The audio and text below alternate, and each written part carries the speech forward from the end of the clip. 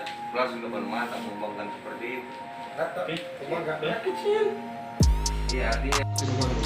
Nah, jadi pada hari ini kami dari unit Jatagras Satreskrim Polrestabes Makassar mengamankan satu orang yang diduga keras sebagai pelaku dugaan tindak pidana penganiayaan terhadap anak kandungnya, yaitu kasus kekerasan dalam rumah tangga. Pelaku berinisial AM kami amankan setelah menerima laporan daripada korban. Karena korban sementara mengerjakan tugas, akhirnya tidak memindahkan, kemudian diketahui oleh ayah kandungnya, yaitu pelaku sendiri, sehingga pelaku merasa jengkel dan menganiaya korban. Untuk barang bukti yang disiapkan, penanganannya, proses penyidikan dilaksanakan oleh unit PPA Satreskrim Polrestabes Makassar, usia kurang lebih 10 tahun dan masih menempuh pendidikan kelas 3 sekolah dasar.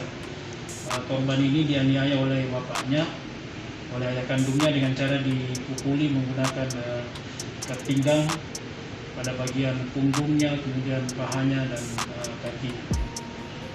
itu alasan sendiri. Nah, dari keterangan korban dan keterangan pelaku sendiri bahwa Yang Di mana lagi? ujung pandang. 16. Jadi kali ini kita dulu bagaimana kronologisnya. Hari Rabu kebetulan di rumah saya. Ya. Saya bekerja di luar rumah karena kebetulan itu kan usaha bapak kan rumah.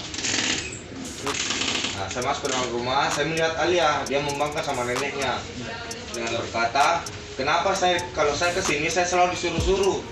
Saya datang ke sini bukan untuk disuruh-suruh, untuk urus adik saya. Sementara yang disuruh urus itu adalah adik kandungnya sendiri, yang nomor 4, yang bernama Fausia Manan. Nah, dengan itu saya melihat itu,